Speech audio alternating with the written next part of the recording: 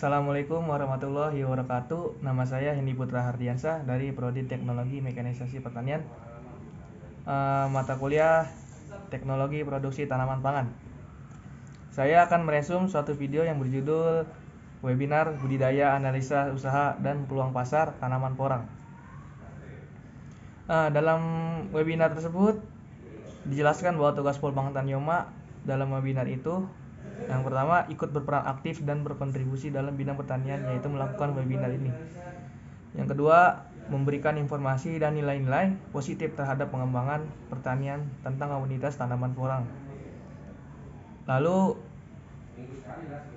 saya akan menjelaskan tentang isi dari narasumber, yaitu tentang budidaya dan peluang pasar porang. Sebelumnya, porang adalah tanaman umbi-umbian yang sedang populer dibicarakan masyarakat. Tanaman ini termasuk dalam spesies Amorphophallus meulleri. Manfaat dari porang ini banyak digunakan sebagai bahan baku tepung, kosmetik, penjernih air, selain itu juga untuk membuat lem dan jelly. Kemudian, kandungan porang yang bermanfaat bagi kesehatan, yaitu mampu menurunkan kolesterol LDL dengan 16 mg per dl. Yang kedua, menurunkan total kolesterol sebesar 19,3 mg per dl. Yang ketiga, menurunkan trigliserida sebesar 11,1 mg per dl. Yang keempat, menurunkan gula darah puasa sebesar 7,4 mg per dl. Yang kelima adalah glukomanan, berguna untuk penyakit sembelit. Lalu, porang ini mengandung glukomanan sebesar 45-65% dan kandungan air sebesar 83,3%. Untuk cara budidaya tanaman porang, yaitu membutuhkan media tanah yang cukup air, bukan becek atau kering, tetapi tidak lembab. pH tanahnya itu 5,5 sampai dengan 6,5. Yang kedua yaitu kapur pertanian dolonoid. Yang ketiga adalah pupuk kandang fermentasi. Yang keempat, sekam bakar. Yang kelima, daun munggur atau daun kering lain. Proses penanamannya yaitu pertama, campurkan tanah, sekam, dan pupuk kandang fermentasi. Kemudian ditambahkan kapur pertanian atau dolonoid 5% dari tanah. Urutan untuk diletakkan di polybag-nya yaitu daun munggur atau daun kering, sekam secukupnya, tanah yang sudah diolah, kemudian bibit katak dan umbinya diletakkan dalam media tanah tersebut. Lalu tutup tanah lagi, beri air secukupnya, setelahnya siram pagi dan sore. Nah, untuk urutan ketika di lahannya, yaitu syaratnya pH tanah 5,5 dan maksimal 6,5. Apabila tanah kurang dari itu, maka penggunaan kapur pertanian sangat diperlukan guna mengemburkan tanah. Jarak tanam antar pohon 25 cm sampai 40 cm. Lebih baik jika ada peneduhnya. Untuk panen tanamannya ini, tanaman porang dipanen setelah 6 bulan atau setelah periode musim kemarau berakhir. Jika tidak dipanen, tanaman porang akan layu dan seolah-olah mati. Peluang pasar usaha porang. Tanaman porang ini memiliki nilai strategis untuk dikembangkan karena nilai ekonomi yang bisa dibilang cukup tinggi, apalagi ketika sudah mendekati musim tanam. Hampir semua dari tanaman ini mengandung nilai jual yang cukup menguntungkan, antara lain adalah umbi, bibit katak, spora, bibit polybag. Untuk bulan ini saja harga umbi mencapai 200.000 per kilogram. Untuk bibit katak yaitu 400.000 per kilogram. Bibit polybag 5.000 sampai 6.000 tergantung ukuran polybag dan tanaman ini juga. Lalu spora mencapai harga 1,2 juta per kilogram. Selain itu, kebutuhan ekspor porang banyak sekali permintaannya dari luar negeri, seperti contohnya Jepang, Korea, Cina, Tiongkok, Vietnam, dan Australia dengan total sekitar 11.170 ton. Lalu, apa sih kelebihan dan kekurangannya dalam menanam tanaman porang ini? Untuk kelebihan tanaman porang ini yaitu mempunyai nilai harga yang tinggi. Baik bibit atau umbinya mempunyai harga yang tinggi. Untuk bibit porang yang masih berbentuk katak, untuk sekilonya itu dibanderol dengan harga sekitar 230.000 sampai dengan 250.000. Ini karena permintaan yang cukup banyak sehingga mau tidak mau petani mematok harga yang tinggi, mengimbangi permintaan pasar, bahkan di musim tertentu dapat menyentuh harga 300.000 setiap per kilo bibitnya. Nah, yang kedua itu sebagai bahan industri. Porang dapat dijadikan sebagai bahan industri mulai dari pembuatan lem, campuran kertas, penggunaan kanji untuk industri tekstil, hingga bahan pembuat film untuk pengganti selulosa dalam pelistrikan.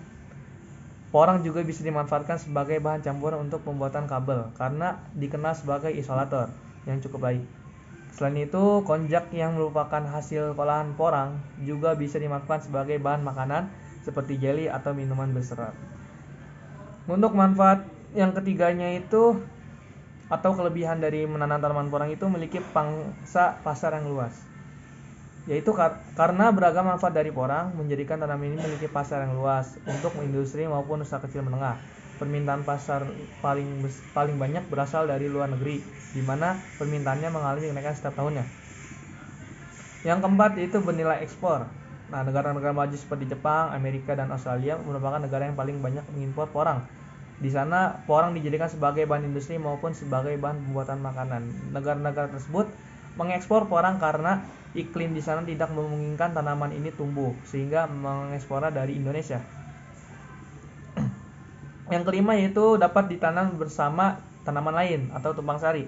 Karena merupakan tanaman teduh, porang dapat ditanam bersama tanaman lain sebagai naungan, misalnya seperti pohon jati, bambu, pohon mahoni maupun pohon sono, sehingga mengakibatkan simbiosis mutualisme di mana kita dapat menanam dua tanaman sekaligus dalam satu lahan. Ini tentu memberikan keuntungan dua arah bagi para petani. Yang keenam itu dapat dipanen tanpa perlu menanam lagi untuk musim berikutnya. Tanaman porang dapat dipanen setelah berumur 2 tahun. Umbi yang dipanen adalah umbi besar yang beratnya lebih dari 1 kilo. Sedangkan umbi yang masih kecil ditinggalkan untuk dipanen pada tahun berikutnya. Setelah itu, tanaman dapat dipanen tanpa harus menanam kembali umbinya. Nah, untuk manfaat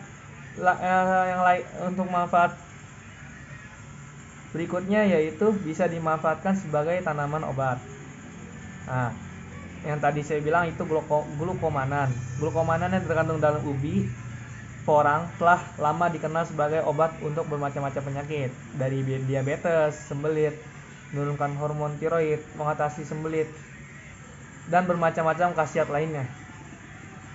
Dan untuk tanaman porang ini harganya sangat stabil, berbeda dengan tanaman lain yang mengalami pasang surut harga saat pergantian musim, hingga harga porang tetap stabil dan cenderung mengalami kenaikan karena permintaan akan porang sangat tinggi dari dalam negeri maupun luar negeri.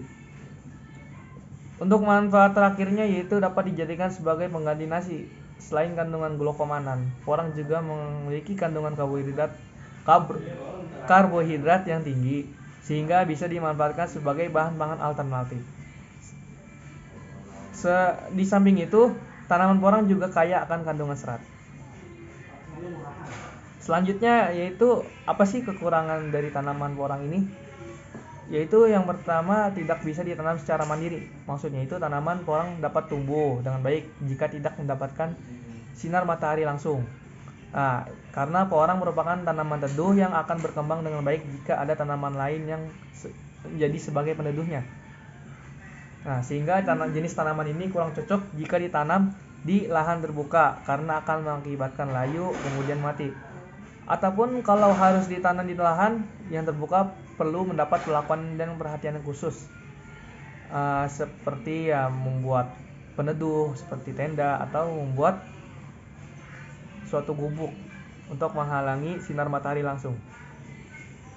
Yang kedua adalah hama dan penyakitnya. Tanaman porang rawan diserang jamur untuk umbi dan ulat yang menggerogoti batangnya, belum lagi penyakit baru yang menyerang tanaman.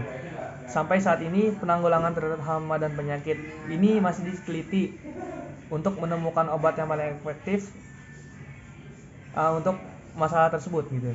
Jadi untuk hama dan penyakit ini masih dalam proses penelitian karena tanaman porang masih tergolong baru dan jenis tanaman budidaya. Yang ketiga itu belum bisa dimanfaatkan secara maksimal di negeri sendiri.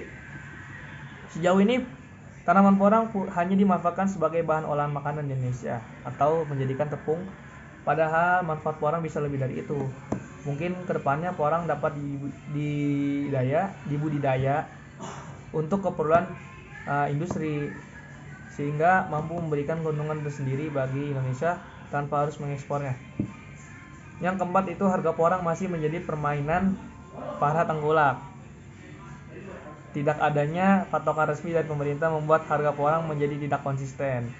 Terlebih untuk harga bibit dan umbinya juga antara daerah satu dengan daerah lain kadang memiliki selisih harga yang tidak wajar. Di samping itu banyak oknum-oknum yang nakal yang melakukan penipuan seperti mengganti umbi porang dengan suek atau walur karena jenis tanaman ini begitu mirip, sehingga para petani pemula harus berhati-hati jika harus membeli umbi maupun bibitnya. Terus yang kelima yaitu tidak bisa ditanam di lahan kering.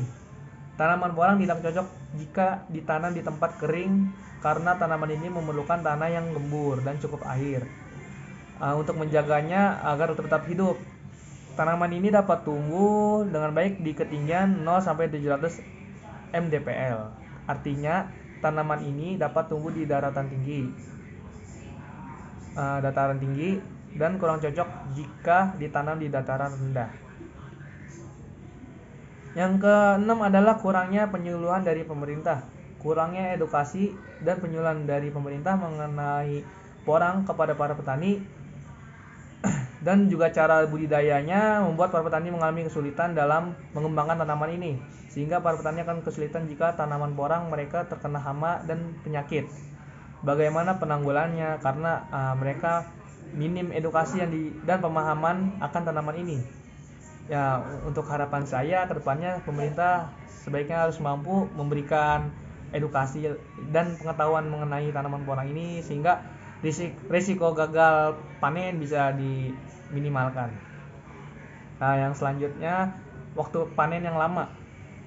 Untuk memanen dan menikmati hasil tanaman porang, umumnya waktu yang diperlukan untuk pembibitan mulai katak hingga menjadi umbi membutuhkan waktu yang lama, sekitar 1,5 sampai 2 tahun. Tentu merupakan waktu yang tergolong lama untuk jenis tanaman budidaya. Nah, segitu saja yang dapat saya sampaikan dari resume yang berjudul Webinar Budidaya, Analisa Usaha dan Peluang Pasar Tanaman Porang. Saya Hendy Putra Ardiansyah dari Prodi Teknologi Mekanisasi Pertanian Politeknik Pembangunan Pertanian Bogor mengucapkan terima kasih. Mohon maaf jika ada salah kata. Wassalamualaikum warahmatullahi wabarakatuh.